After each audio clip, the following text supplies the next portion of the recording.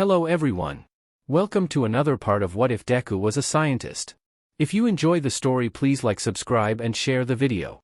It really helps me out. I did not write the story. The original writer is that chicken dude. Please go support them. Now let us dive in. Okay, I'm sorry. Run this by me one more time, Egon asked his employee as he took off his glasses to rub his eyes. Sitting in front of the professor were two animals sitting in separate and tall chairs. The first was a white leghorn hen with a brain so massive it looked like it would belong to an overly sarcastic portrayal of a super evil genius. The second was a male Pacific giant octopus who looked normal but was holding itself up on its right tentacle, even its eyes were far more expressive.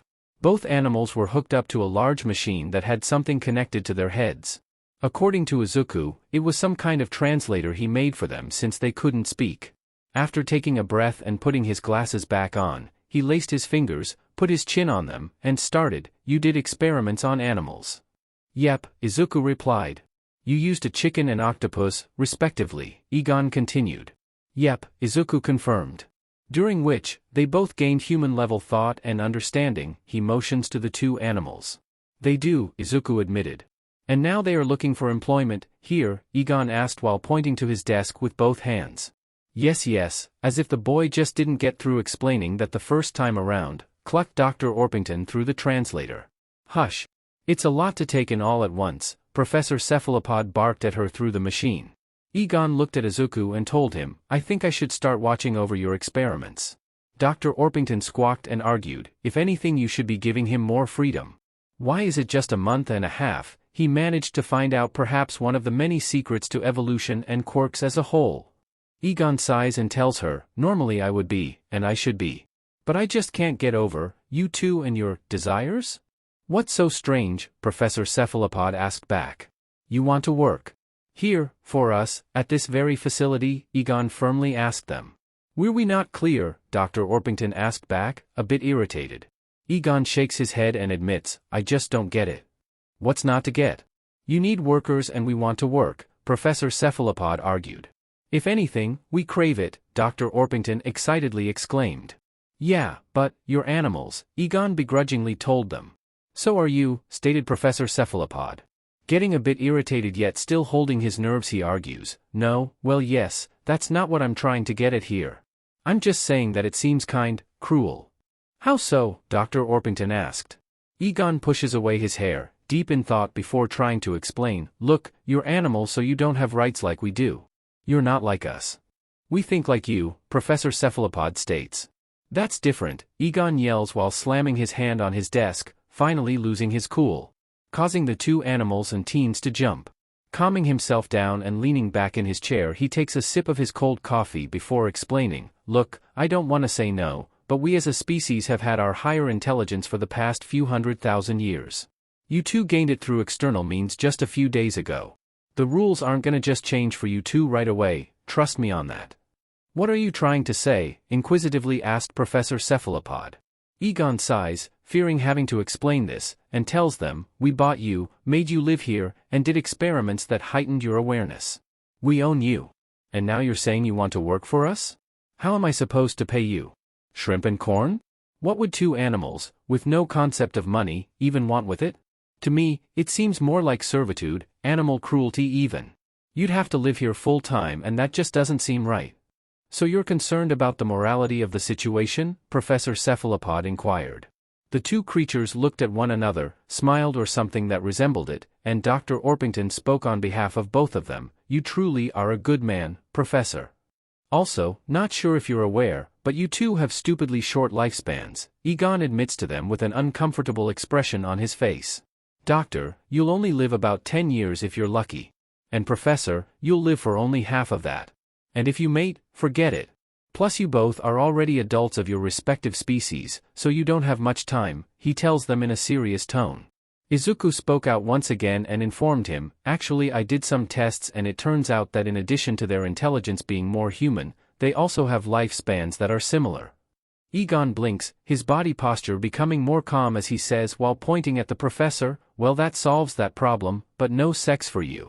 I will restrain myself, the professor agreed, doing a mock salute. As for our payment, food and boarding are nice, But perhaps we can use the company funds for our interest from time to time, Dr. Orpington offered.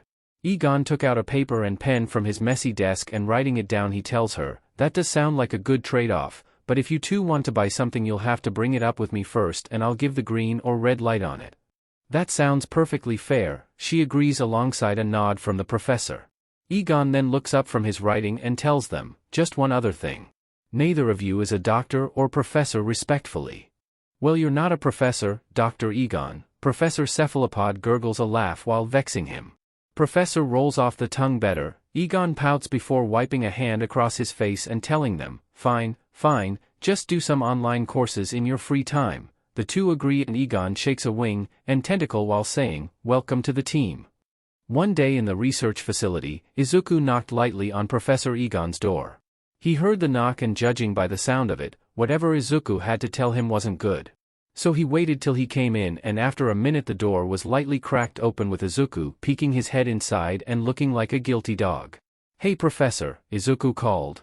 Yeah, Egon called back, face deep in paperwork. Izuku slid inside, fidgeted uncomfortably, and said, figure out how to make the splinters into permanent evolution and devolution ones.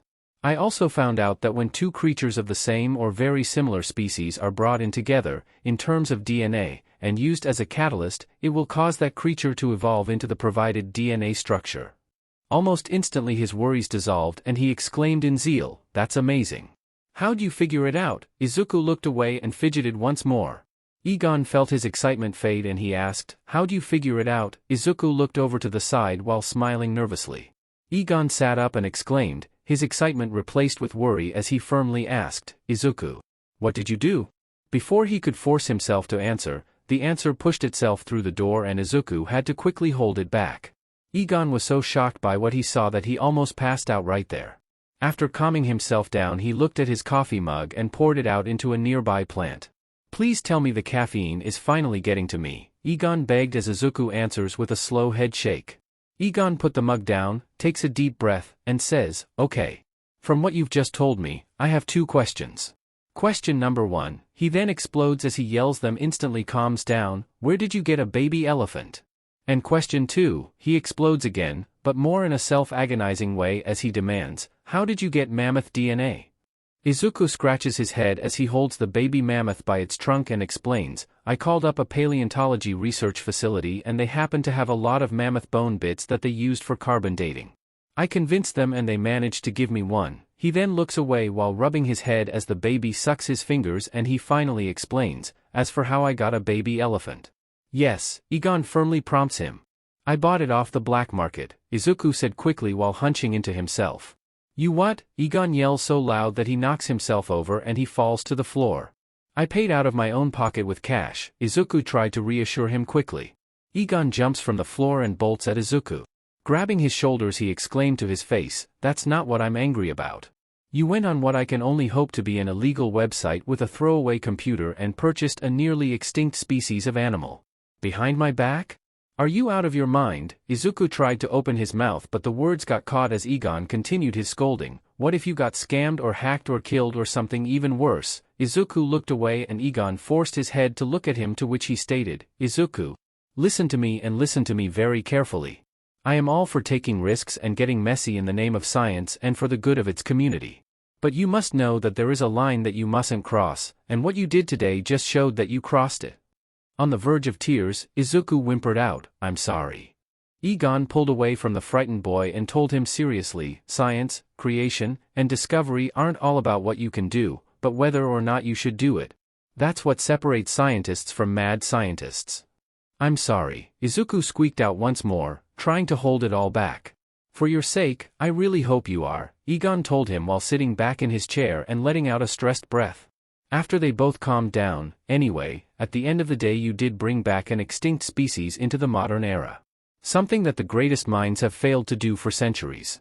For that, I must commemorate you, but we speak nothing of this to the public. They are not ready and neither are we. Izuku nods in agreement as Egon follows up, also, why did it have to be a mammoth? You couldn't have chosen to revive something a bit less dangerous? Izuku blinks then lists off on his fingers, would you have preferred I revived the giant killer tooth tiger, the giant killer sloth, the giant killer rhino, the giant killer bird that runs, the giant killer bird that flies, the giant killer pig, the giant killer hyena, the giant killer lion, the giant killer bear, or the giant killer dashed. Egon cut him off and half yelled, okay. I get it. You choose the least bad option and the only one you would have easy availability. But don't do this again. Izuku quickly nods while looking at the ground in shame. Egon then goes to his phone and dials up a number while telling the teen, I'll call you Rarika Construction Co. to make an enclosure for it, then I'll make arrangements to turn it into a climate-controlled area. I'm placing you in full charge of its responsibility and care. As he told Izuku this, the baby mammoth began chewing on one of the decorative plants and knocked over a huge stack of papers that did not entertain the professor in the slightest. Yes sir, Izuku quickly agreed while heading the baby mammoth out of the room while closing the door. Once gone, Egon held the phone against his ear and shoulder while rubbing his temples and saying to him as the phone rang, that kid needs to stop getting so excited and jumping headfirst into things. He's got a head on his shoulders, he should use it. He is seriously going to hurt himself someday.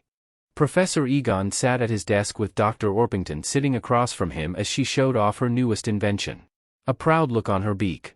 A rocket launcher of sorts that looked like it came straight out of a cartoon with bright colors and funny chicken stickers. He looks between the hyper-intelligent bird and the weapon before taking off his thick glasses to rub his eyes. Okay, so run this by me again? You made what? Egon asks after putting his glasses back in his face. An egg cannon, the doctor told him with her new smaller translator that was wrapped around her massive brain. Why? Egon prompted her. For shooting eggs of course, the doctor explained. What purpose does this serve? Egon asks back. No purpose. It's just fun. Work can't be work all the time, Dr. Orpington told him with a chipper cluck. Okay, but making this doesn't bother you? Egon asked with a cautious and worried tone. Not really, she admitted. You a chicken making a cannon, that shoots eggs? Egon asked while motioning to the device with all his fingers. Yes, she replied happily. Egon shook his head, seeing that she wasn't getting what he was implying, so he told her more forwardly, okay, so this is the equivalent of me making a baby cannon. Well, that wouldn't be efficient at all, the doctor said back, making Egon raise an eyebrow until she followed up saying nonchalantly, besides, you'd have to wait 9 months to reload. Doctor, Egon half yelled at her in disgust and shock. What? She exclaimed back. It's wrong. You're using your unfertilized children as ammunition and blasting them at terminal velocity. Doesn't that bother you? He told her bluntly. She shook her head and replied, no more than you eating my uncooked children does. Egon stopped as he was halfway to his mouth with a breakfast egg sandwich. Placing it down he said aloud, sometimes I forget that chickens are psychopathic, homicidal, cannibalistic omnivores. The doctor said nothing to him in reply and simply stared, making the professor relent and say, fine, I'll allow it, but no fertilized one. Got it?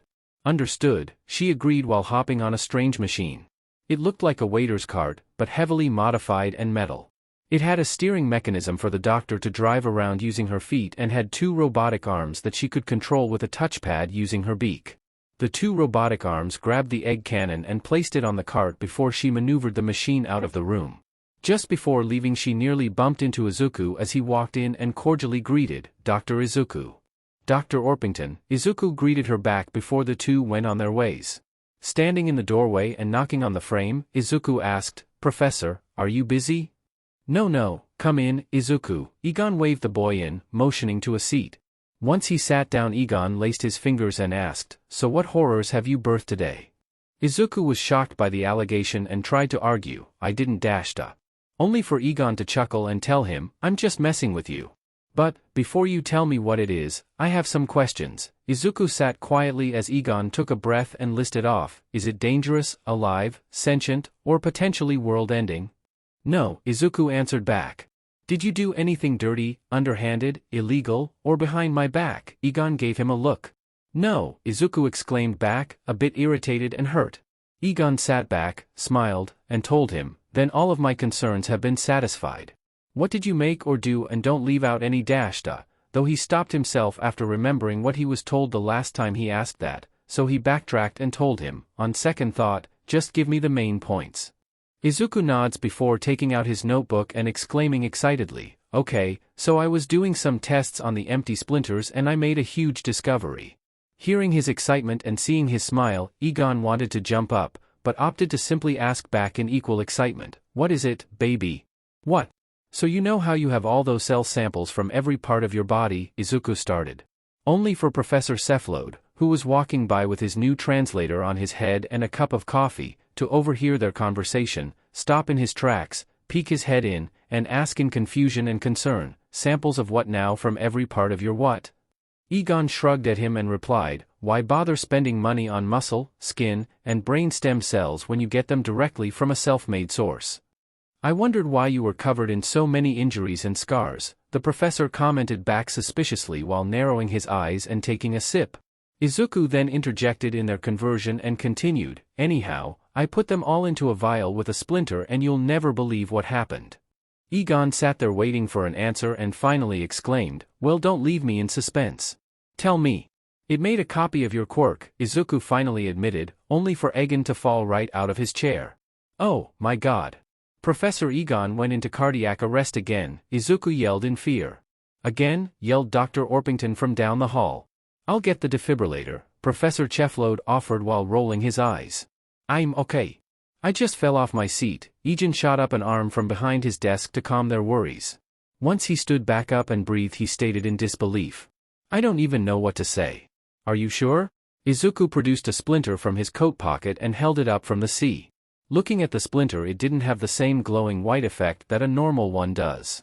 More of a prism-bending light shines on it. A fact Egon observed aloud, a different glow. Then without warning, Izuku gripped the crystal and from his opposite hand, Izuku produced the same kind of crystal that Egon makes to create the splinters.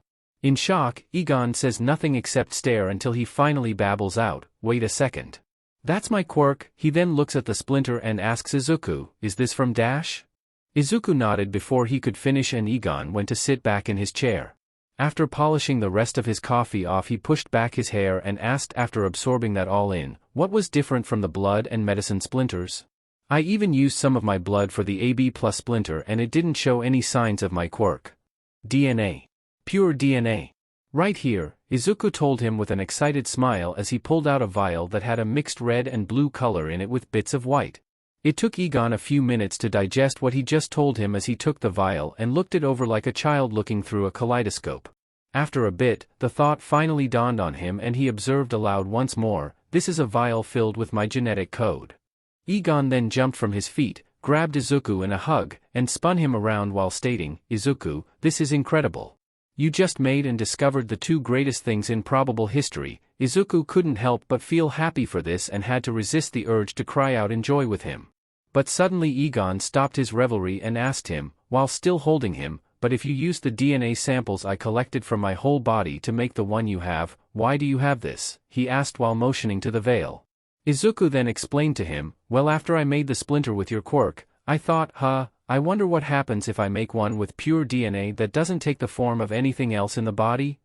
After I figured out how to extract all the DNA, I put it in another splinters, and, how about I just show you?" he offered while bringing the professor to a small room in the facility. The room itself wasn't anything special, there was almost nothing in it apart from a small table that had a large and ever-growing crystal on top of it. Every so often when it got too big, a set of robotic arms came down from the ceiling and broke off huge pieces of it that fell into a suction vent that sucked it into a single corner of the room. In this corner was a machine that would take every individual shard, then cut, shape, and polish it in a uniform before sending it down a short conveyor belt and into a box with many others. After looking over the machines and the box full of crystals ready to be made into empty splinters, he made his way to the ever-growing crystal. Inside the very center was a splinter that looked exactly like the one Izuku used to demonstrate. Looking at the boy, the man could only say in a low flabbergasted voice, "Whoa. It's even more potent than this one since the strain was pure," Izuku explained to him with a big smile. "But why make this one?" Egon prompted him. Izuku looked down while shuffling his feet as he explained, "You already do so much for the facility on top of making every splinter we have. I just thought it would be good to give you a break in at least one regard. And besides, what if you get sick or hurt? And when you die, this place will probably shut down." Egon smiles softly at him, ruffling his hair. He tells him, "Thanks for that, Izuku. You are a good kid with a good heart. Just have to make that head a little less fuzzy," he says while playfully pinching his nose. Before they could continue this comfortable moment, a shrill voice squealed out of the room, "Dr. Izuku." Both men rushed outside into the main foyer where they saw three things. Professor Cephalopod leaned on a wall and watched something in amusement as he drank his coffee. Dr. Orpington's cart was knocked over, and the doctor was being chased around the room by the baby mammoth, now called Gammoth, in a one-sided game of chase. "Call off your beast at once," the doctor squealed in urgency as she tried and failed to flap away. "He's just playing with you," Professor Cephalopod called back teasingly. "I'm an adult weighing in at 13 pounds with hollow bones and a nearly exposed brain. He's a few moments old and already weighs in at 200 pounds. He'll kill me," he crowed at him as Izuku ran up and grabbed Gammoth before he could catch her like a child attempting to catch pigeons at the park. Once safely secure, the doctor ruffled her feathers and demanded, "Keep that thing on a leash." Otto just bubbled up a laugh and walked off to his office as Egon helped to flip her moving device back up and get out of the foyer while Izuku still had the baby. Once gone, Izuku let go of Gammoth where he stood by his side. "Izuku," Egon said the boy's name as he walked up to him and said before stopping again, "with this discovery you've made, are you thinking what I'm thinking? I'll make up flyers and posts on social media. I'll also separate a small portion of the facility's money as an incentive for all volunteers," Professor Cephalopod said from a bit down the hallway, waving a tentacle inside the foyer. "Thank you, Professor," Egon called back before telling Izuku excitedly, "Now we have a whole new avenue to discover." This is Dr. Izuku Midoriya reporting once again with a new round of experiments with the Singularity Soul and more specifically the splinters. I'll spare the details since I made it in a different report, directly to Professor Egon, but in short, I was able to extract pure DNA and place it into an empty splinter, thus allowing me to copy a quirk. So far I have only made a copy of Professor Egon's quirk as a means of producing more splinters. I have also found out that much like the blood and medical splinters, when activated with a mental K I can produce the quirk as if it were my very own. I can put a quirk in a bottle. In a manner of speaking. Though this brings up a new thought. Wouldn't putting a pure extract of a person just make that splinter into said person, just in crystal form? Then why does a person's quirk become the main factor in the splinter? The only theory I could come up with was that a quirk was something entirely different from the rest of the body. Something that lies in DNA but beyond it. And I believe that something to be the soul. Our quirks are internally meshed with our souls or at least fragments of them. So in essence I'm either taking a piece or copying a person's soul with this. Though as you can imagine that theory has many holes, especially since the Singularity Soul can cause quirks to emerge. So more tests will have to be done in that regard. Anyhow, after finding and telling this discovery, Professor Egon with the help of Professor Cephalopod, was able to do a bit of marketing to get volunteers for this experiment. Luckily the process was easy and all the volunteers had to do was give their name, age, quirk, and a description of it. Surprisingly we got over several dozen volunteers. Of course, a lot of that came from the $100 volunteer award. Either way, we have tons of blood samples to work with. The only problem is extracting enough DNA to make a pure quirk splinter. I know what and how to do it, but I don't have it down to a complete science just yet. I'll report back with more results. This is Dr. Izuku Midoriya reporting once again on the quirk splinter creation process. After 2 painstaking weeks of grinding, I have finally extracted all the DNA from each blood sample to infuse in the empty splinters, and in that time I think I have the process down to a science. Now I just gotta make a machine to do it for me. But forgetting about my gripes, during one of my sleepless nights I made an accidental discovery. When placing DNA into one of the vials I use for the absorption process, I accidentally placed 2 different DNA samples into the same one. 5 days later and out came a splinter with a perfect combination of both quirks, making a new one entirely. After looking through my records I found out that both DNA samples I used were from 2 twins with different quirks. After finding this out I did some more tests and this is what I've discovered. Quirks are just as much a part of our DNA as hair, skin, and eye color and as such can be used to mix and match into different or strong ones. For example, DNA samples from direct relatives such as twins, siblings, and first cousins can be mixed easily. Samples from parents and children can be mixed but with far less efficiency or just simply strengthen the original quirk. Samples made from strangers or 2 people of the same gender have a 0% success rate of melding together, except for when the quirks in question are very similar. For example, if one person has a quirk that can produce a kerosene gel and another has a quirk that can ignite anything flammable, then the result would be a flame body quirk. As for two different quirks making a completely different quirk, like in the case of the twins, one twin can sprout a pair of wings, and the other can control the wind. Thus the result is the ability to make wings of the air and control it. As for a quirk being mixed between mother and child, imagine the mother having a quirk that produces the chemical compound glycerin, and the child can produce explosions. The result would be the explosion quirk becoming even more powerful than it might already be. From this process, I was, and am, able to make hundreds of new splinters. My only other question is if I can triple the combinations or even take 4, make 2, and then combine those. This will require more testing, so for now this is Dr. Izuku Midoriya signing off for now. Thank you for seeing me despite your busy schedule, Professor Egon. Professor Cephalopod thanked his employer as he sat at a seat across from his desk. Accompanying him was Dr. Orpington. Sitting at his desk, Egon waved him off and graciously told him, "Of course, Professor Cephalopod. Now what was it you wanted to show me?" Accompanying him was Izuku, who was asked by the octopus to join in the reveal, and Pete, who was eating out of a food bowl by the edge of his office desk. Otto stood in his seat and started to explain, "As I'm sure you're very aware, the one thing this facility lacks is security. Now don't get me wrong, cameras, locks, silent alarms, and bulletproof glass are all well and good. But with what we're doing, we need to be creative on how to hide and protect our assets. Catch them with their pants down, if you get my meaning," he told him while pacing back and forth while talking like a drill sergeant. Getting tired of the theatrics already, Egon sighs and prompts him firmly, yes, just tell me what you've made." The professor hops off his seat and skittles over to an object covered in a sheet that he had brought in.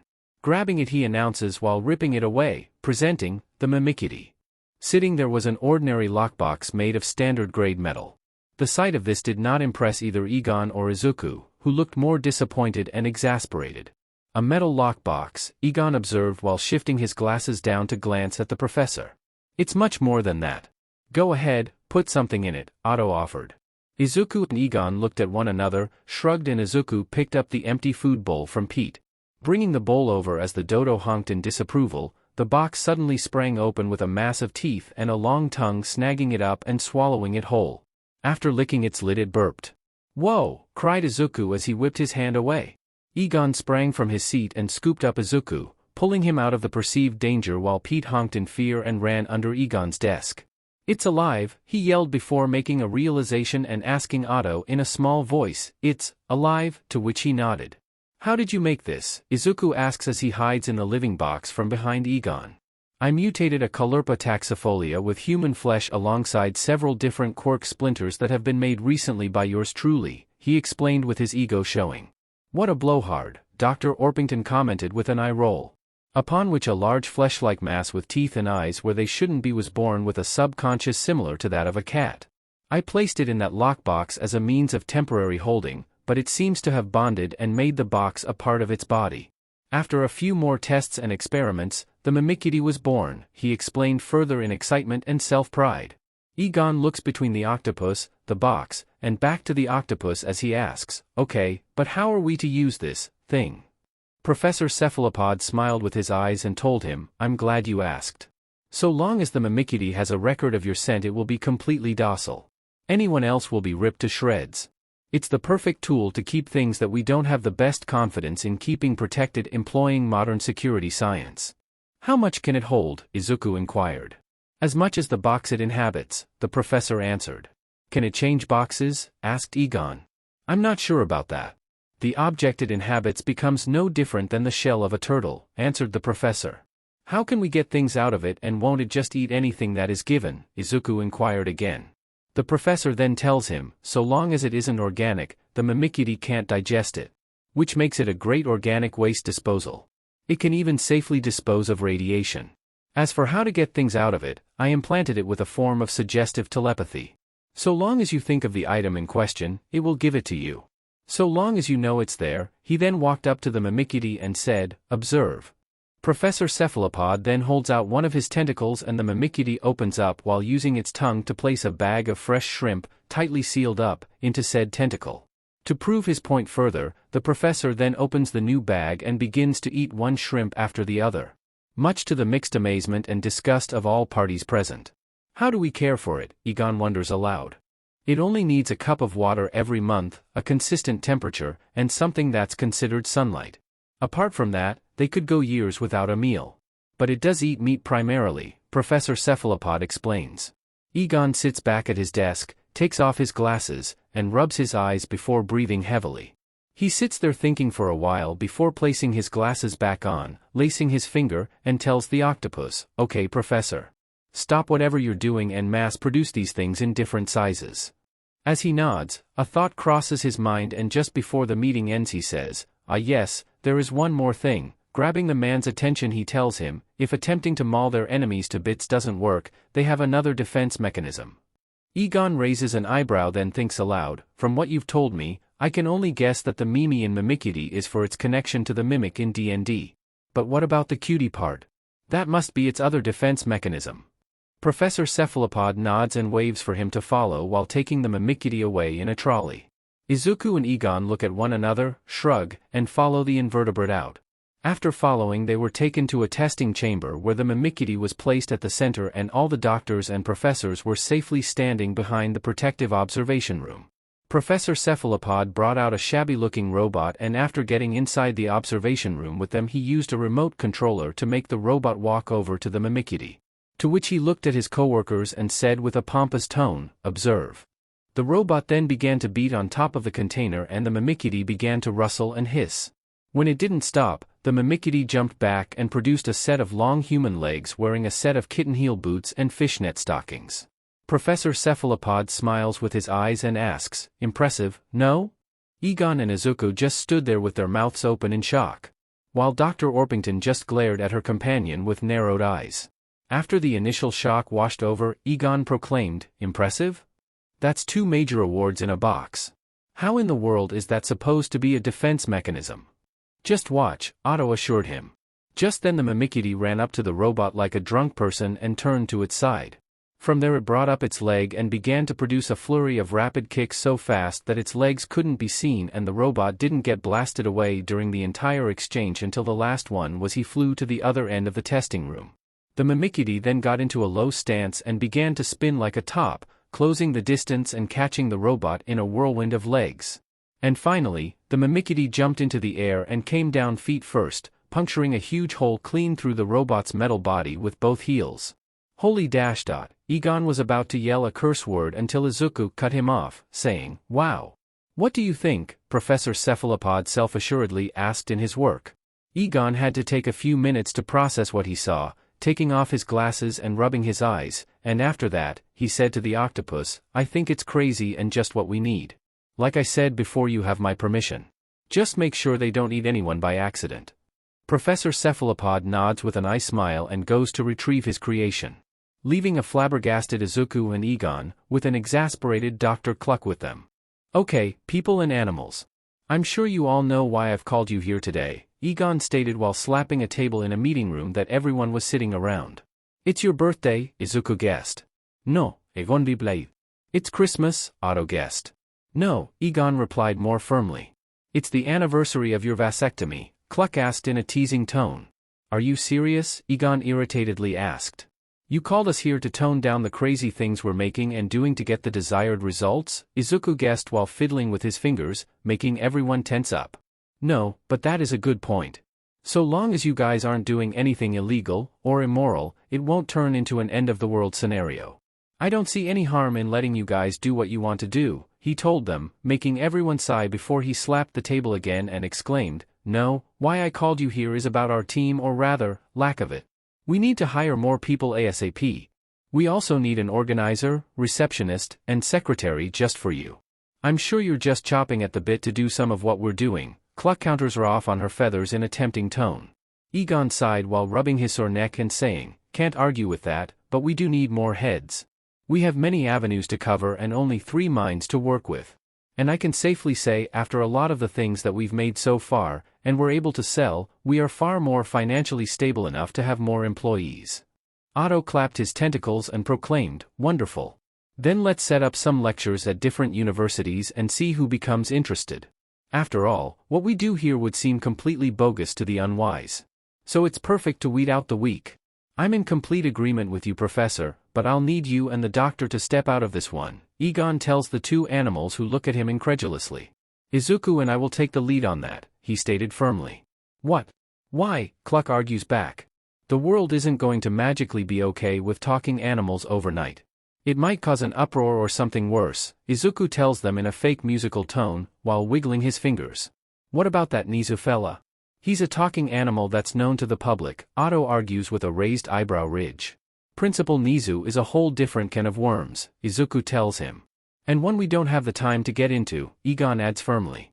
Seeing their unpleasant expressions at them, Egon sighs and offers, look, we'll be the ones going to just about every university in Japan while you two will stay here and look up any potential employees and set up interviews. The two animals think about this for a while until Otto finally relents and says in agreement, well, that is better than trekking around in the hot sun all day. Cluck just shrugs with her coworker, also not wanting to walk all over the country.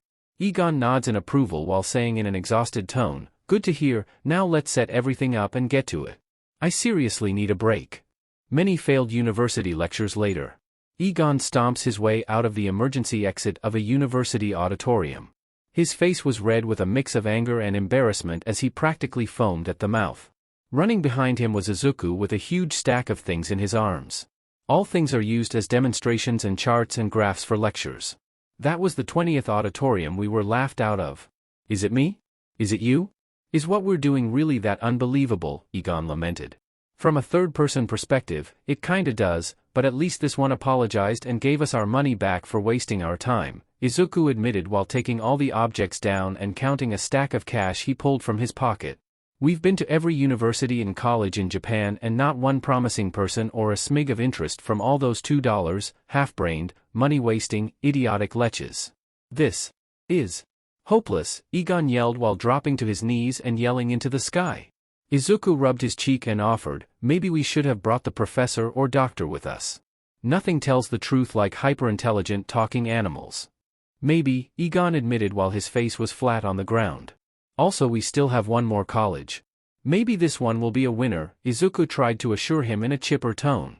Egon sighs deeply then laments while giving in, then let's get it over with so I can go cry into a tub of ice cream and fried chicken. Later. Egon stood before a now empty auditorium with an expression that could only be referred to as contained anguish. Besides him was Izuku, who felt like a clown for suggesting one more. After calming down a bit, his eye twitched and he broke his pointing stick in frustration.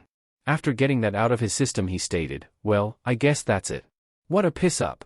It could have been worse, Izuku tried to offer. Egon groaned and told him, thank you for the optimism, Izuku. But it's not appreciated at the moment. After wiping his hands across his face and making a painful sound, he began to pack his belongings while saying, let's go back so I can put myself into a food-based hangover. What happens if you infuse the two polarities together? Also, what would happen if you turned the frequency into a baseline instead of positive or negative? Would sound waves have any effect on this? Asked a voice that sounded close to Egon. Thinking it was the boy, Egon repressed the urge to growl and told him, Izuku, I'd love nothing more than to trade theories with you, but right now I'm dashed. That wasn't me, Izuku cut him off swiftly. Egon shit up after hearing this and looked into the empty auditorium one last time. He looked closely, narrowing his eyes and putting a hand over them to see better. After scanning the area, he finally came up on one single person left sitting in the now empty hall. Professor Egon? Did you hear me? The person asked aloud. Going over to his assistant, Egon mouthed to him, I think we found a winner. After this, Egon and Izuku invited the only person left to an impromptu interview outside the college's building. There they sat on benches looking across from one another on a stone table. The person left was a man in his late 30s wearing typical college attire. He was evenly tan with blue eyes and a mild build with a height of just under 5 feet 3 inches. His face was angular and his eyes were tired. On his head was not hair but 5 tube-like attachments that seemed to move on their own accord. 4 of the 5 were very snake-like but had no features apart from a mouth in which the teeth were made into the lips as opposed to being covered by them. The 5th one was like a tail. Thanks to Izuku, they were able to get a huge chunk of his background for this interview. Thanks to this, Izuku was given the chance to do the interview. After looking it over briefly, Izuku asked him, so Mr. Hankyo Suru, am I saying that correctly? The man nodded. Well, Mr. Hankyo, I do like what I see so far, though I have a few questions for you, if that's all right." Once again he nods. After flipping a page, Izuku inquired, "I can't help but notice two things. First off, you are well into your late 30s and attending college, not that there's anything wrong with that. Education should never be based on age, only those willing to learn. And also it says here that you have over a dozen years in the music industry as a singer and performer. What compelled you to take such a drastic shift in career choices?" Hankyo blows out the air in a stressed manner before explaining, "Where do I start? Well, I'm sure you have no idea who I am, but back when I was a singer I used to go by the name of 5-Chord Gus. Oh, I think I've heard of you. You're from Europe if I'm not mistaken. I know because I heard your rendition of O mio babino caro by Puccini if I'm not mistaken." Egon cuts in with recognition. "That's me. I used to sing a lot of songs back in my day," Hankyo confirmed as he continued. "As for why I choose to pursue a different career choice, especially at this stage of my life, well, I'm sure you know, but I'll tell you everything anyway. I want to be completely transparent with you since you're considering hiring me." The two of them look at one another, nod, and Izuku prompts him to continue. After a bit of internal conflict, Hankyo admits, "Ever since I was young, my Quark 5 living chords gave me full control, range, and frequency of my vocals. I was a natural prodigy at singing. And my parents used this. From the time it manifested to the point my career ended, my parents used my talent to make bank. Every day was always about how I can improve and how I can get even bigger," he said in an irritated and disgusted tone. After breathing to calm himself he continues saying, "Anyway, as you can guess, that was a lot of undue stress on a developing child and my mind was hanging on by a thread for my whole life until I finally snapped. I am not proud of it, but I killed a lot of people on my very last performance day. Several people in the crowd, a few security guards, my manager, and my parents." He stops with a shaky breath and wipes away a stray tear. After calming down enough to speak correctly, he tells them, "None of those people deserve to die. Except for my parents and my manager. I'll never deny my feelings on that," he proclaimed boldly, making the two men across from him sweat drop. Hankyo coughs and continues with an apology, "Sorry. Anyhow, I don't remember a lot of what happened after that, but I managed to get out of any legal trouble by settling outside of court. When my head cleared a bit, I had a recollection of what I did and checked myself into a mental ward. I got out in a year and had to spend the next few figuring out myself. My entire life my world revolved around my talent for singing and nothing else. I had to do what most kids have their whole lives to do. That's when I realized I had a knack for discovery and knowledge but didn't like going outside. So I decided to become a researcher and enrolled in this university." He takes another shaky breath, hugging himself to calm down before babbling, "But I'll be honest, my only two regrets in life were killing all those people during my breakdown and never helping my two older siblings. They were always shunned by my parents and I was favored up until the oldest turned 18 and moved out with the middle, and I never saw them again. I hope they are happier now than when they were with my parents. God, I miss them so much. I wish I could apologize to them." Hankyo realized what he was saying and doing. He retracts while apologetically stating, "I'm sorry, I'm rambling." Izuku waves it off and tells him, No. You needed to get that off your chest. Though if I may. Why come to Japan?" Izuku inquired. Hankyo shrugs and tells him, "Just needed to get away from everything. A fresh start, you know?" Izuku nods, looks to Egon, then back to Hankyo while asking, Could you give us the room?" Hankyo nods and walks off to a different spot, allowing the two men to speak in semi-privacy. From there, Izuku stands and asks his superior, "Professor, are you thinking what I'm thinking?" "Yes," he exclaimed. "So you think we should give this guy a chance and hire him?" he asked to make sure. But Egon disappointed him as he admitted, "I was thinking we should stop by my favorite American restaurant and get some of their new cheese fries, but let's do your thing first." Izuku gives him a half-lidded stare while Egon shoots back, "What? I'm hungry." Izuku shakes his head and walks back over to the man who was now making a flower crown. "Mr. Hankyo," Izuku started, making the man stand up. The teen then stuck out his hand and said with a smile, "Welcome aboard. Once you've graduated, you have a job waiting for you in the Neo Icon Phoenix research facility." Hankyo's face lit up like a Christmas tree and he exclaimed in an excited voice while shaking his hand hard and fast, "Oh, thank you. Thank you so much. I'll do my best to make you both proud. You won't regret this," making the boy and his head tendrils shake like crazy. Seeing that Izuku was stuck, Egon broke it up by saying, Don't thank us yet, you'll also be having the pleasure of running your division. Hankyo stopped shaking and clutching a nearby tree. He asked back, looking ready to pass out, My division? It can be anything you want, Egon tells him. Well then, Hankyo thinks for a minute before offering, how about the sound division? The two men look at one another, shrug, and Egon says, if that's what you want.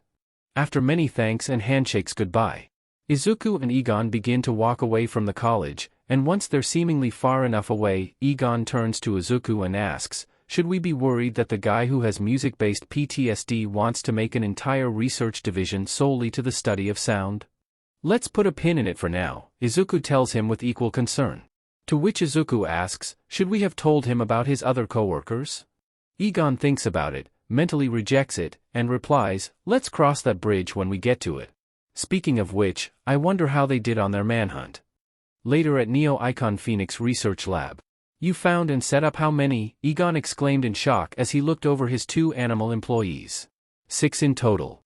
That includes your assistant, secretary, and organizer, Professor Cephalopod answered while adding sugar to his coffee in the coffee cart.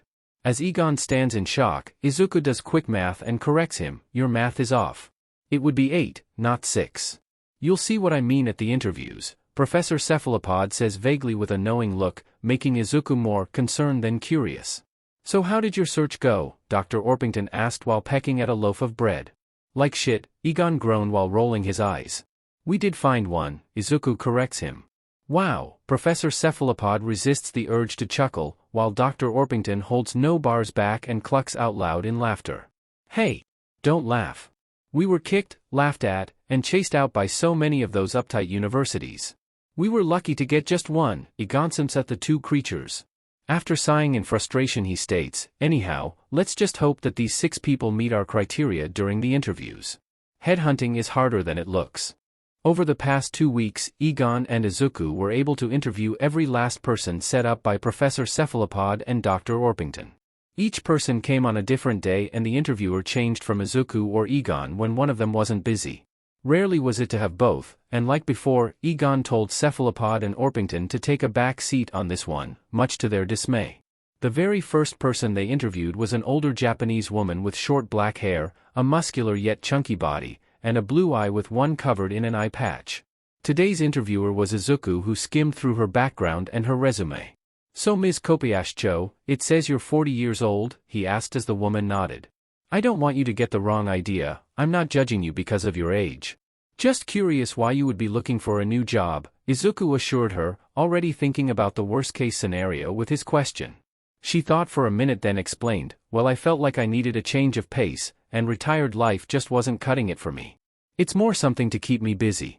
As I am sure you saw, I have several degrees in manufacturing, construction, and research.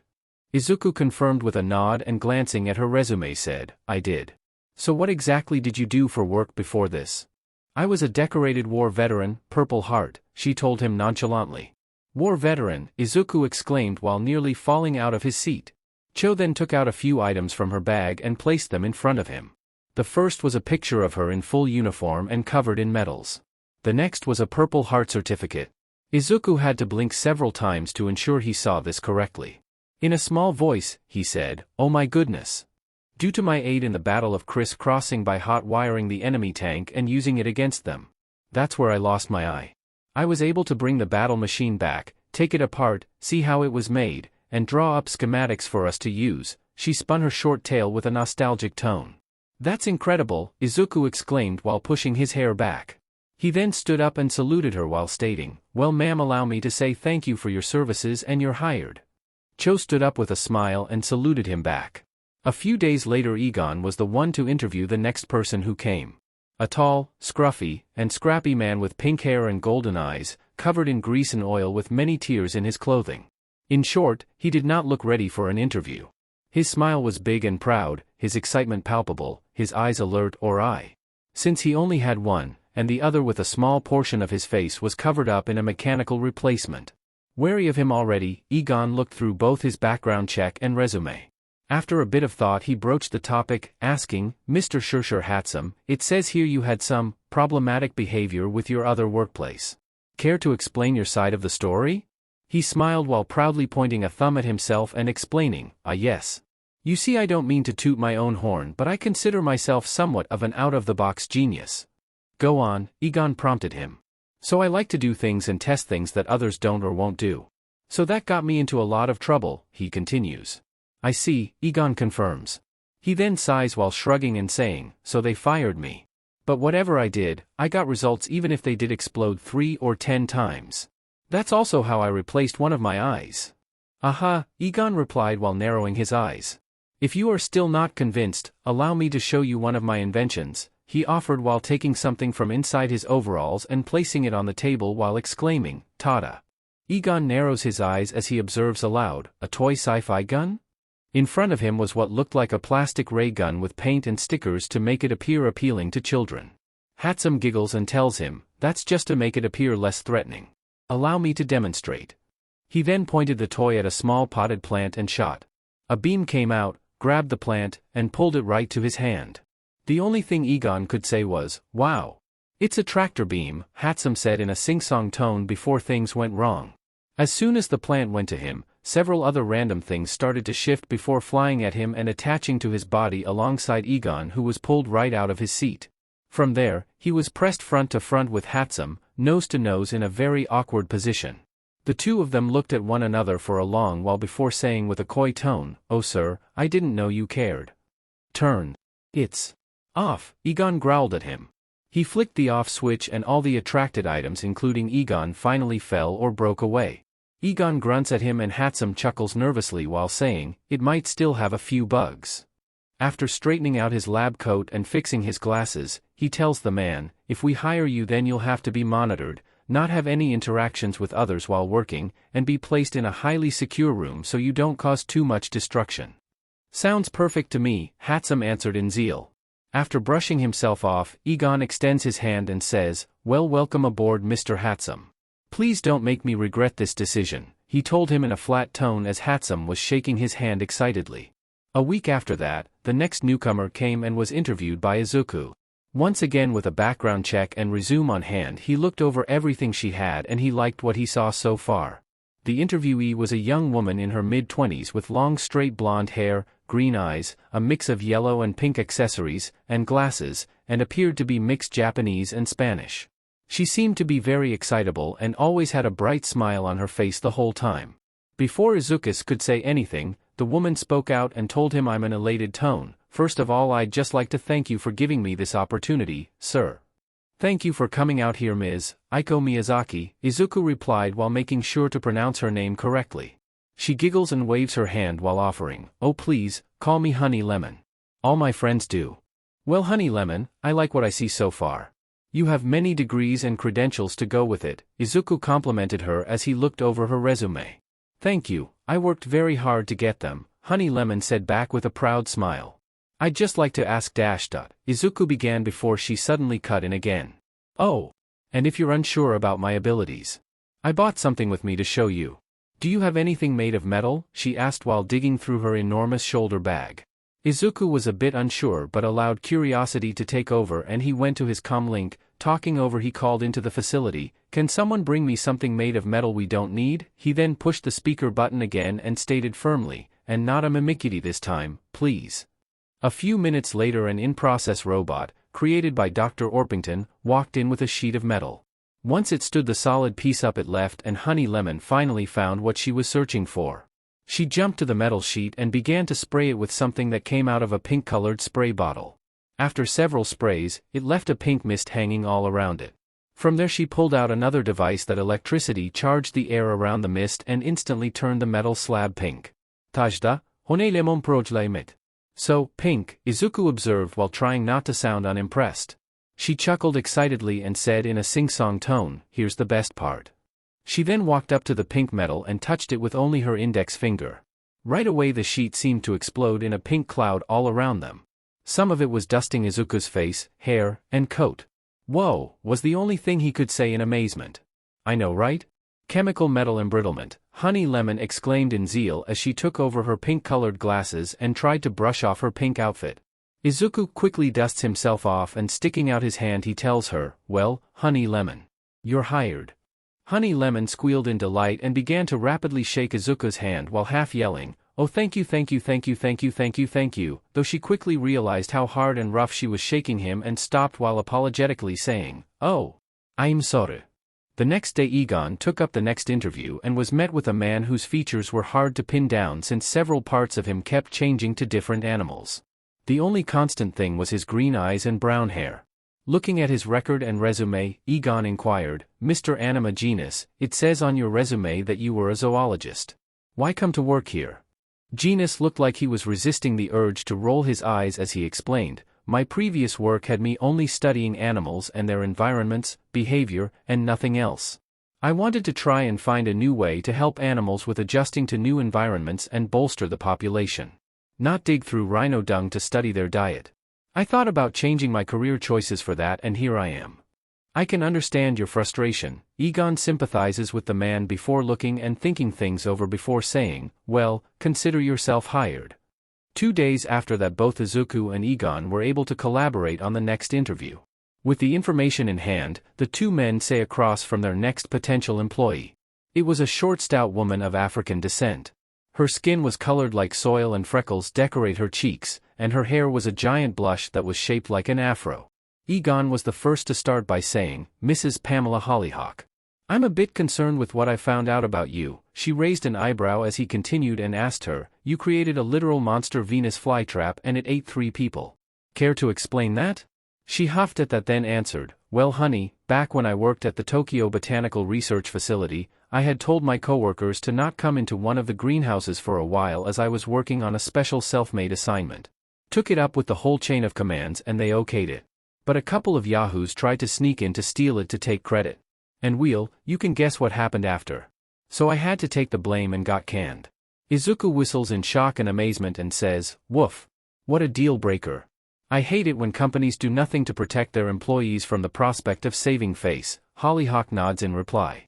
Izuku then goes off track and says, "I can't say that those people deserved it, but if you get killed by a stationary plant, then at that point it's natural selection." He looks at Egon and he shrugs nonchalantly. Hollyhock hums and agrees, "I hear ya, honey. I do have one more concern to bring up. Your hair. Nothing wrong with it, it's just, well I'm sure I don't have to tell you that a work environment like this has many dangers including machinery and chemicals. I wouldn't want you to get hurt." Egon attempted to tell her as nicely as he could. She smiles and with waves assures him, "Not to worry sweetie. I can control all plant life." With a twitch of her head and her afro sinks and morphs into long braid-like veins. She then wiggles her index finger and the potted plant on Egon's desk grows so large and fast that it breaks its pot and sprouts cut white flowers. The two men watch this in awe before looking at one another in amazement, then back to her where Egon proclaimed, "Wow. Well, you're hired." On the last day of the 2 weeks, Egon took hold of the last interview and was very confused going in. It was an interview for one, but there were 3 different jobs. Was one person trying to do 3 jobs? It made no sense and Professor Cephalopod, who set it up, was no help in explaining it. Just being vague with a knowing and entertained glance. When he got to his office he was even more confused when he was beset by 3 identical people. All females in their 30s, tall, thin, blue eyes, and black hair. All wearing the same clothes and in fact, they all looked exactly like one another apart from the style of their hair. The one on the right had long hair in curls at the ends. The one in the middle had medium hair in ringlets. The one on the left had short hair that was side-swept. All 3 girls, upon seeing Egon, all got up and bowed deeply to him while saying in scary unison, "Greetings, sir." Egon was taken aback and didn't know how to reply to this. Which gave the girls more than enough time to introduce themselves. "I'm Morgan," said the girl with long hair. "I'm Megan," said the girl with medium hair. "And I'm Millicent," said the girl with short hair. Egon took note of how all their voices sounded the same and after adjusting himself to the uncomfortableness he greeted back while asking, "Nice to meet you girls as well. So you're all looking to become my organizer, secretary, and receptionist respectfully?" "Yes." He then looked down at his hands that held their resume and he observed aloud, "But you only gave me 1 resume. Why is that?" "We are 1 person," all 3 answered in unison. Egon raised an eyebrow and asked, "Sorry? What do you mean?" The 3 girls then closed their eyes and began to vibrate faster and faster until they became 3 blurry images. The three melded into one, and after the vibrating stopped, there stood a beautiful woman like the three girls before. She had the same face, eyes, and everything apart from her hair, which was long and straight. The woman bowed and in the same voice but with a different tone, greeted, "Hello sir, my name is Morgan Le Fell. My quirk grants me the ability to split my body and consciousness in 3 ways. I've done this so many times up to the point where my other personalities do not like being in one body for too long." Egon blinks a few times and replies, "This makes a lot more sense." After adjusting himself, he tells the woman, "While I understand the fact you are 3 people with one body, by law, I can only pay you 1 salary." "That was to be expected," Morgan agreed with a nod. Egon looked over her resume and after a bit of thought he said, "Well, I like what I see in your resume. So you're hired."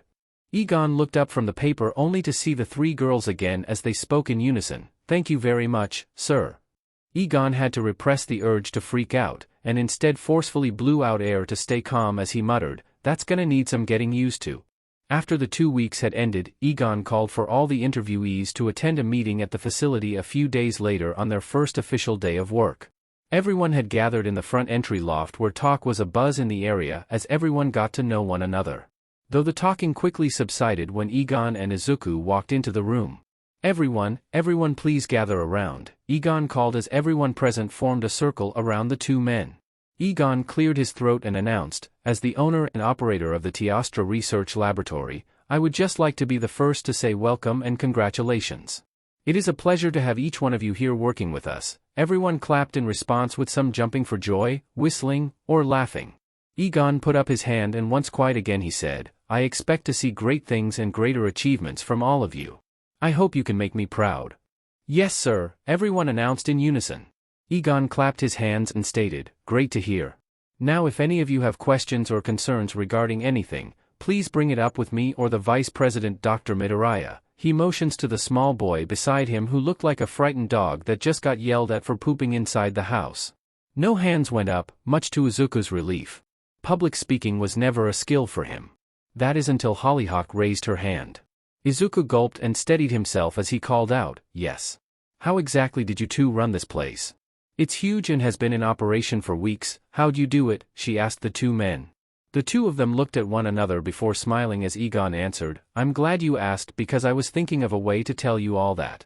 Before all of you, we had 2 others helping us. They'll be your senior coworkers, and I warned you they are a bit strange." All the people looked at him confused or like he was crazy, making Egon sweat drop at seeing them not understand.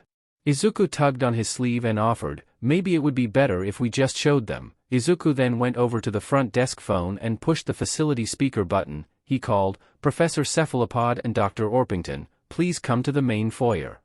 After putting the phone down, they were all struck with the sound of something very fast speed down the hallway and towards their direction. After finding the source, they all stepped away from the hallway as they heard 2 voices yelling at each other, both getting closer and closer with each word. "Slow down, you pompous poultry," Professor Cephalopod screamed in fright. "I can't.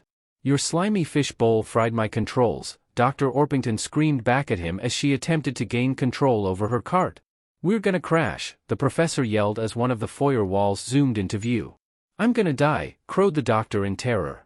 Suddenly the mechanical cart crashed into the wall at top speed with bits of parts, metal, glass, and water flying all over the place as everyone jumped out of the way, covered themselves up, or watched in a mixture of awe and horror. The last thing of all to happen in the chaos was a single wheel that rolled out from the wreckage and spun around to stop on the floor in front of them. "What was that?" the Morgana triplets asked in unison. "Your co-workers," Egon drowned.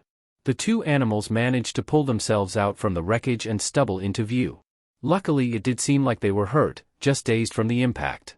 Otto was the first to shake out his stupor and saw that they were being looked at by all the new employees with confusion. Adjusting himself and his translator, he saw his compatriot and tried to get her back into motion. He slapped the doctor's back and stated, "Put yourself to getting penny henny. Our new work associates are here and you're making us look bad." "My brain feels like pudding," Cluck replied in a dazed tone, with swirls in her eyes. Foregoing trying to help her, he turned around and after clearing his throat he introduced himself, "Greetings everyone, my name is Professor Otto Cephalopod. It's a pleasure to be working together with so many intelligent minds. And the half-dead bird you see is my associate, Dr. Cluck Orpington." he motions to the chicken that was barely able to stand on its legs. Suddenly Cluck shook herself back to consciousness and exclaimed, "Your associate? I think you mean, my associate." Otto rolled his eyes and shot back, "Of course, you'd come out of your stupor for a comment like that." "What's that supposed to mean?" she yelled while getting into his face. "Why don't you use that big head of yours to figure it out, Chicken Little?" he yelled while pushing her back. She growled and yelled, "My head may be big, but at least my brain is smarter than yours, Squidward." Otto then curled his tentacles in anger and proclaimed, "I hate how his name and species don't correlate with one another." As the two of them continued to bicker, everyone else was staring at the two hyper-intelligent animals in a mixture of awe, wonder, and confusion, making Egon slap his face while Izuku smiled and laughed awkwardly. Talking animals, Hankyo observes aloud. "Cool, Honey Lemon, Hatsum, and Genus speak in unison." "I hope you boys didn't make any talking plants," Hollyhock asks suspiciously. "Not yet," Egon tells her with a sigh, knowing the inevitable. "You could be the first," Izuku jokingly offered. Cho shakes her head and states, "Welp, I've officially seen it all." Hankyo places a hand on her shoulder and tells her, "I get the feeling you're saying that too soon." As he told her this, Pete walked into the room, attracted to all the commotion, and began to peck mindlessly at the destroyed machine. Cho went to open her mouth but Hankyo tightened his grip, making her look at him, where he just solemnly shook his head. Cho understood and just dropped it, allowing everything to play out as it was, in chaos. Egon looked over a large sheet of schematics on his much cleaner desk. It was a map of the whole facility with a detailed outline of all security measures on the premises. Hidden turrets, traps, sensors, Tesla gates, and much more were outlined in the promise of max security. After looking it over for quite a while, he fixed his glasses to look up at the happily excited smiling face of Dr. Cho. He cleared his throat and told her in a nervous tone, "While I do like the schematics you have for an in-facility security system, Dr. Cho, I'm just a bit worried about how should I say this? Extreme and fatal it is. Don't you think it's a bit much?" Cho raised an eyebrow as she leaned in and shot back, "With what we got and are doing here, I'd say it's almost too little. This is honestly the watered-down version of what I originally thought up." "Holy Christ," Egon exclaimed as he thought about the ramifications, watching as Cho said back to glance at him with a smug look. Seeing her point, he told her with a sigh, "Well, I can't argue with that. I'll allow it, and if need be we'll add more later on. But add some non-lethal defenses as well. Can't be all gung-ho for every situation. You may commence construction on it." Dr. Cho nods and rolls up the diagrams before leaving the new automatic sliding doors made by Professor Hatsum. Once she left, the doors stayed open as someone else barged in. Egon noticed this, looked up from his desk, and saw Izuku. He was red in the face, shaking like a leaf, and 2 seconds from crying. Egon sighed lightly to himself and said, "Oh boy." "Yes, Izuku? What have you done this time?" "I had an accident," he finally admitted through a shaky breath. "I thought you were housebroken," Egon replied with a raised eyebrow.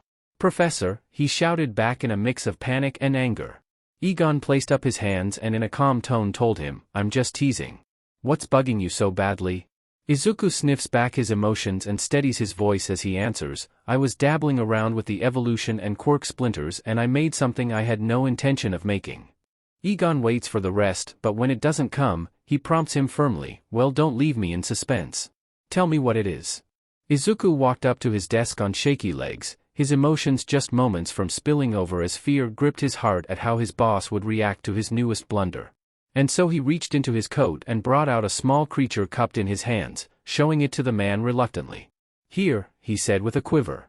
Egon looked down at the little creature, adjusting his glasses, seeming to be nothing but an oddly colored lizard. He chuckled at what Izuku was so scared about showing him and proclaimed, "Is that it? This teeny tiny little lizard is all that you made? I was expecting something far more." He trailed off as the small lizard took a mammalian gait, sprouted a set of small wings, and breathed out a puff of smoky fire. "Dangerous," he said in confusion. He looked at the boy who was begging to shake and cry while asking him calmly, "Izuku, did you make a dashta?" The boy broke down into tears, hunching over, and covering his face as he wailed, "I didn't mean to. I didn't realize it would happen." Egon was shocked by his reaction to him and almost froze up. But luckily he kept himself together and placed the baby dragon on his desk while he tended to the terrified crying boy. Holding his shoulders and petting his head, he told him, Okay, let's calm down for a moment. I'm not mad, just surprised." It's not like you tried to hide this from me until it got out of hand or did it behind my back and you have told me that it was a complete accident. Just give me the rundown of what happened. Why you're not mad? Izuku looked up with red eyes and a runny nose. Just surprised, that's all, Egon assures him. Izuku sniffles and gets help cleaning up his face from Egon as he explains, well, after testing and gaining the results of the quirk and evolution splinters, I thought about what would happen if both were used on the same creature. No plant I used would work, so I used an animal instead. And to minimize any damage I used a small creature that was a baby. He let Izuku breathe and collect himself a bit before he continued, but after 5 minutes he gently prompted him, go on. So I used the fertilized egg case of a gecko. And when it hatched, this came out. And I came to you as soon as I did, he finally finished off. Egon sat back on his butt on the floor and breathed a sigh of relief.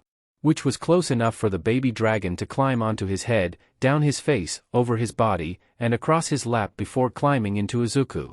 The little lizard crawled up to his neck and cuddled into it. Observing the animal, Egon noticed how different it was from most reptiles at a second glance. Apart from the wings and mammalian gait, it had distinct claws on all 4 of its limbs, a head it held upright, 2 stubs of horns, eyes large enough to be seen from both the side and front, colored a blood orange to red, and its skin was like a mix of scales and regular skin. Still, it was the normal size for a newly hatched gecko. After he breathed out any stress he told Izuku in a calm tone, okay, good.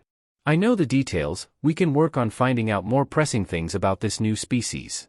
Like how big it will grow, what it will eat, what temperament it will have, and so forth. After that, we will decide on whether to keep or kill it while it's still young and manageable. No need for that, I have just the solution, a voice called from the still open doorway. Both men looked over and together they said aloud, Professor Cephalopod? What do you mean by that? Izuku asks him. Me and Professor Genus were collaborating, he stared off. That's not good, Egon muttered under his breath. And made this, he finishes while placing a strange splinter at their feet that seemed to change the brightness of itself while changing to many psychedelic colors. Egon held up the strange pulsating splinter and asked, and this is? This splinter does in days, what thousands of years of selective breeding does, the professor explained vaguely. Huh? Both said at once. The professor rolls his eyes and explains further, keep it near any wild thing and it will become as domestic as a dog in just a few days. Well, at least this solves that specific dilemma of this thing turning on us and into a meal, Izuku stated while admitting the splinter's strange colors. As the 2 men were looking at the psychedelic splinter, Otto tried to make his escape, only for Egon to catch wind of something and shout, hold it right there, calamari boy. Before he could scramble, Egon grabbed the octopus under his eyes and brought him face to face where he stated, what else? What do you mean? Otto asked back innocently.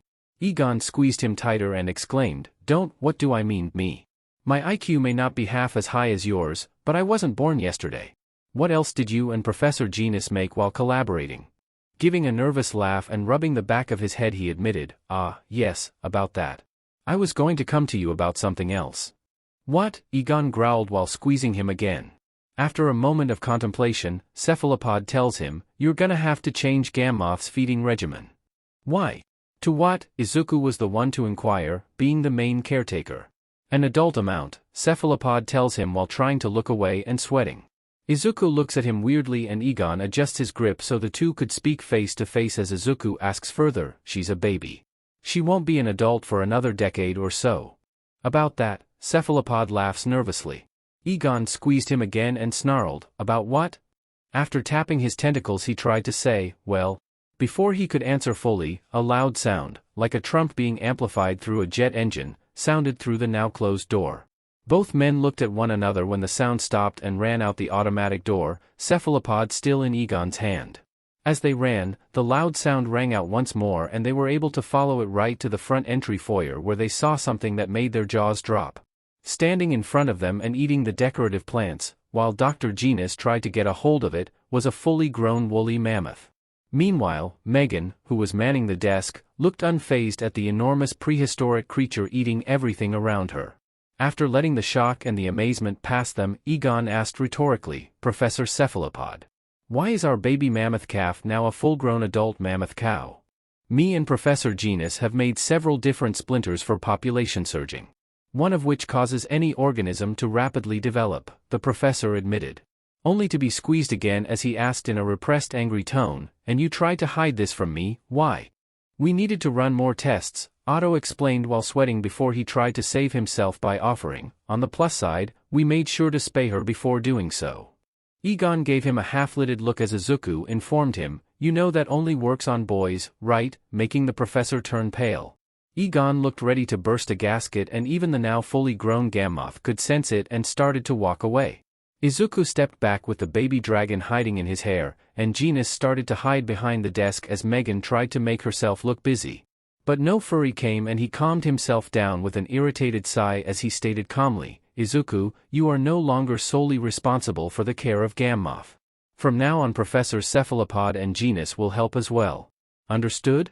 "Why yes sir," the octopus and man replied quickly in unison.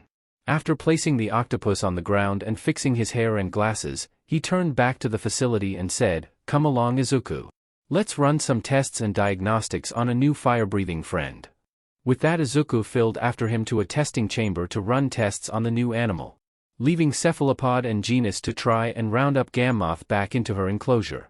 Truly the first of many strange days to come. One day at the Neo-Icon Phoenix Research Facility, the front entry phone rang for the first time in its entire time of opening. It only rang once before quickly being picked up. "Hello and thank you for calling, this is the front desk of Neo-Icon Phoenix Research Facility. This is Megan speaking, how may I assist you today?" she asked while flipping her hair out of the way for her ear. Some talking was heard from the other end and Megan replied, "Aha." After a bit more talk, Megan said, "One moment sir, I'll transfer you." She pressed a few buttons and told her other half what was happening and she answered. "Hello and thank you for calling, this is Millicent the head secretary, how may I assist you?" she answers as the voice speaks and she replies, "Aha." A bit more talk and Millicent says, "One moment sir, I'll see if he's in his office." She put the person on hold and punched into Egon's office phone. After a few rings the receiver was picked up. "Yes, Millicent," Egon answers. "Sir, there's a man on the other line looking for you. Goes by the name of Nizu, claiming to be the principal of UA, she informed him. Struck with confusion as well as concern he quickly decides and tells her, "Punch him through." Hanging up on him she punches back Nizu on the other end and says, "Hello, sir." Nizu replies and she tells him, yes he's in the office and able to speak. "I'll put you right through." Nizu says a few things and Millicent says, "Have a nice day sir." Millicent transfers him over to Egon, his phone rings and he picks it up while answering, "Hello? Professor Egon Cristallo," Nizu's voice says on the other end. Egon could tell he was the real deal from the many interviews he's heard his voice over TV. He breathes and answers, speaking. "This is Nizu, principal of UA. I hope I'm not intruding on anything," he introduced him with an apologetic tone. Waving off the phone he replies, No, not at all. What can I do for you?" There is a bit of silence and Nizu finally tells him with some hesitation in his tone, "You see, I've heard quite a bit about you and your facilities." Egon raised an eyebrow as he leaned forward and asked, "Really? Man, we haven't even brought out the big stuff yet or gone public and we already have a whisper of a reputation? I hope it's good." Nizu nods silently on the other end and he answers, yes, all good things. The thing is I'm in a bit of a pickle." "Go on," Egon prompted him, feeling his caution rise again. Nizu clears his throat and explains, "Here at UA, we have something called the Unforeseen Simulation Joint, or USJ for short. And I'm sure you remember that awful typhoon that swept by here recently." Egon blows out the air between his lips and complains, "How could I not? That storm knocked down every tree we had just planted." "I'm sorry to hear about your trees, but the USJ got the worst of it and requires massive repairs," Nizu continues. More than confused by this point, Egon gets straight to the point and states, "I'm not sure I understand where you're getting at. In short, we use that place to teach our students rescue work. Unfortunately, we can't now. But I recently heard about your facility and had an idea," he told him as Egon raised an eyebrow in suspicion and intrigue. "Would you be so kind as to allow our first years to practice in your facility?" Nizu asked with as much sincerity as he could muster over the phone. This shocked the man and with a flabbergasted tone he told him, "Though I love nothing more than helping the youth, I also must tell you we aren't half as big or prepared for handling the education of rescue work. I completely understand that, which is why I have something else in mind. A treasure hunt if you will," Nizu explained, making Egon more curious as he continued, "The students go around and collect clues on villain activities, find out what's what, and reach the goal. Like detective work. Egon becomes intrigued with the idea and says, that sounds far more realistic for us. And I was also hoping to turn it into a field trip for our students. Teach them about the wider world of science and everything it goes into their daily lives. I'm more than capable of realizing that our youth is so romanticized by heroes that they have no respect or idea about what goes on behind the scenes with the creation of suits and gear and such, Nizu explained and asked him. Egon thought it over for a moment before saying in agreement, that sounds like a great idea. Oh, but I'll need a list of students attending so I can make proper arrangements. Of course. Please give me a moment and... There. It should have gone through, Nizu says as the sound of typing can be heard. Egon sees an email get sent over and he wonders how Nizu got it, let alone the number for his facility. That's something he'll have to find out later as he replies, I see it. Now let's see, he looks over the long list containing 40 students. 20 in total from 2 classes. As he looks over the list he sees a certain name that sticks out. After shaking his head and scrolling back up he exclaimed, oh.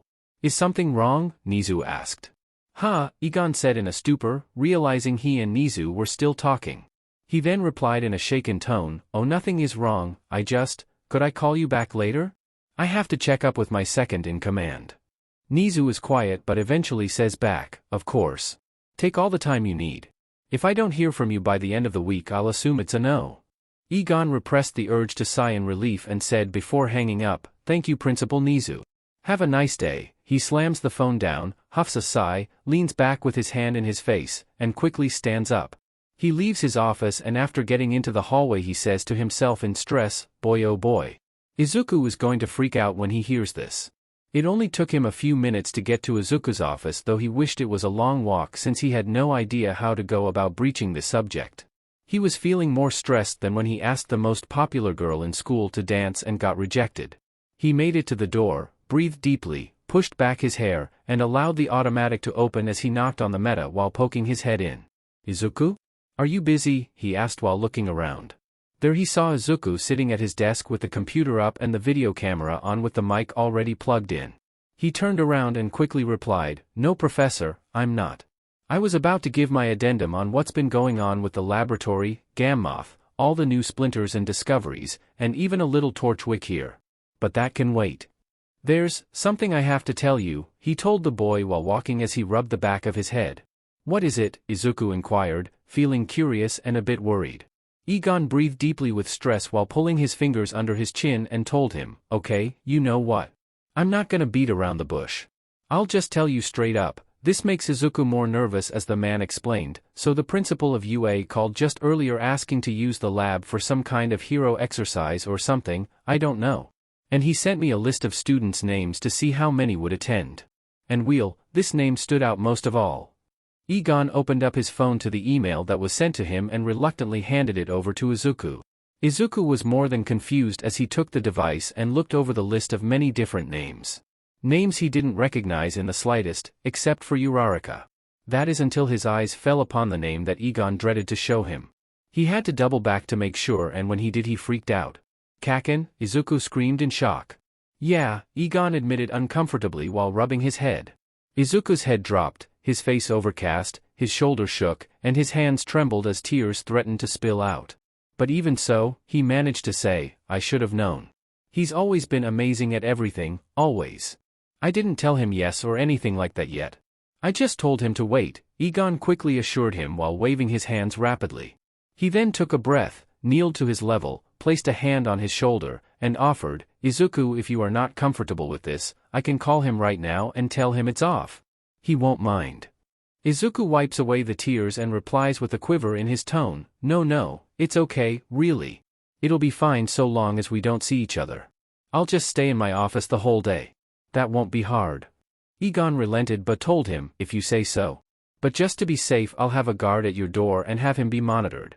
If anything happens, I'll stop him. Thank you. I appreciate it, really, Izuku replied while looking away. Egon then wrapped him in a hug and squeezed him tightly. He told him, of course. Anything for my favorite person in the whole world. Izuku hugged him back and Egon told him before leaving, I hope this goes well. Egon then got up, walked back through the door L, and left to make his return call to the principal. Leaving Izuku behind in his office to turn back to the computer setup and give his addendum. Breathing deeply, he centered himself before turning on the record button and starting his report. This is Dr. Izuku Midoriya reporting once again to give an update on the goings-on here at the Neo Icon Phoenix Research Facility. Well, it's less of an experimental log and more of an update report. I haven't been able to do many experiments, and what I do have is in the planning stage. I did make one thing, I'll get to that later. Okay, I'm rambling now, so I'll just get straight into it. We have been able to hire several new employees here at the facility to help with other avenues of research, all of which are heads of their divisions. Theirs is Dr. Hankyo Suru, the head of the Sound Division. Professor Kobayashi Cho, the head of the Defense and Armaments Division. Professor Shursher Hatsamel, the head of the Robotics and Machine Division. Dr. Pamela Hollyhock, the head of the Botanical Division. Professor Anima Genus, the head of the Creature Division. Professor Aiko Miyazaki, or as she likes to be called, Honey Lemon, is the head of the Chemical Division. And finally, the Morgana triplets aren't doctors or professors but instead act as much-needed help for Professor Egon. We have a lot of bases covered, and I'm glad for that. It's only been a week and much has been done already. For instance, Professor Hatsam has already decked out the entire facility with state-of-the-art devices such as automatic doors, finger and eye scanners, a speedier internet and network. He's even starting construction on a unit of different robots. They're there for things like defense, cleaning, tours, and so much more. Mostly for the grunt work that would take up too much time. I even heard a rumor that Professor Cho was going to outfit the facility with military-grade defense weapons and other such things, which we will need in the long run. Dr. Hollyhock is having a field day in the greenhouses. She's made so much stuff I can recall it all at once. Honey Lemon is having a great time without any restrictions on materials and has made planes and lots of discoveries that she couldn't before. Unlike Hatsam, who had blown up a time or 10, she has things set in place and dots all her time to make sure nothing unexpected happens or at least attempts to mitigate the damage. The triplets have cut Professor Egon's work by 3/4, so I'm sure he'll finally be able to start work on experiments. And finally is Dr. Hankyo, who has had the most success thus far. He's managed to turn one of the splinter's frequencies into a baseline, and that's from both the positive and negative charges. We're not sure what a baseline frequency does, but we'll find out. He's also discovered that any splinter's frequency can be altered with the air of sound waves. He can turn a positive into a negative and vice versa. Which brought up the topics of the main vein. He and I have crossed minds and theorized that when the Singularity Soul was subject to tectonic movements, the frequency it produced also changed, affecting both evolution on Earth as well as the first quirks. But it's unlikely that such a small fragment could affect a whole planet, so their plan of going to the same dig site to see if we can retrieve more. Speaking of collaborations between divisions, Professor Cephalopod and Genus have done the same, and quite a lot that they initially tried to hide from Professor Egon. He was not happy about that. I swear I just about saw him breathe fire. Anyway, like I said, they've done a lot. First off, they somehow managed to make splinters that do some of the craziest things I've seen. The goal is to help with the decline of and near extinction of animals. Instead of making splinters that copy DNA or some kind of present gas or liquid, they were able to create them by the use of mixing several kinds of quarks and exposing them to the vibration therapy from Dr. Hankyo. Though most are still in testing. As for what they have, the list is as followed. The Little Lady Splinter. This one can cause any female creature with a working set of reproductive organs to become pregnant with a biological clone of herself. The Rough and Rowdy Splinter. This one can cause any creature, male or female, to go into its natural mating cycle even if it isn't the time of year. The Calm and Cool Splinter. This one can cause any creature to instantly become acclimated to any new environments it's put in and show no signs of stress. This allows animals like rhinos and pandas to more easily mate. Growth Spurt. This one increases the potency of the Singularity Soul's natural ability to cause minor organisms to rapidly age, thus causing animals that could take years or even decades to fully mature, to do so overnight. This one has been tested. Unfortunately, it wasn't smartly used on the right subject. And now Gammoth is a full-grown adult. And all before I found anything specific about her ancient diet. The Good Boy. This one causes any animal that is not already domesticated to become as willing and sociable as a dog. Once again, used in Gammoth and one other. The Scrambled Mixer. This one brushes away the problem of inbreeding in the case of one or two individuals left in a species. When in proximity, the subject's DNA will become completely scrambled to the point they are biologically unrelated, thus allowing siblings and parents to mate in times of crisis. Note, I didn't name any of these splinters. All this talk of animals brings me to my next bit of news to share. In the little time I did have when not worrying about other things, I was able to do some testing with both the evolution splinter and quark splinter. I had wondered what would happen when both were exposed at the same time. So I started my experiments with plants as they would most easily get under control. However, that didn't work, as no matter what plant I tried in any state of development or any kind would simply die. I guess the radiation was too much? So I decided to use an animal. And for safety, I used the smallest one I could that could handle both radiation simultaneously and a baby. After acquiring the gecko egg, I placed it in the incubator and kept both splinters close. About 5 days later and it hatched into something I didn't expect in the least. In short, it became a dragon. I was scared shitless at the thought of what Egon would say or act about this, but I knew that hiding it would be worse.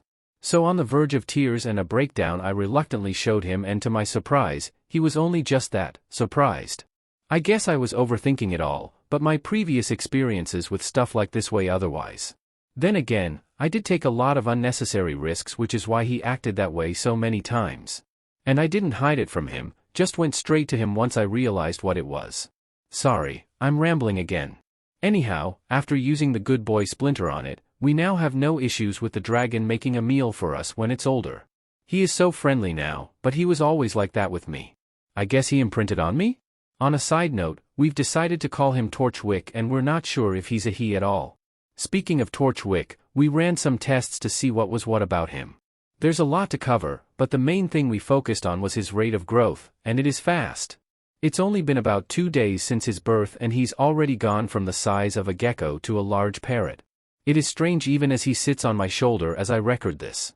Note, he ate several of the new animals with quirks, including the budgie that had the sound mimic quirk, the hypnotic peacock, and the glowing pigeon.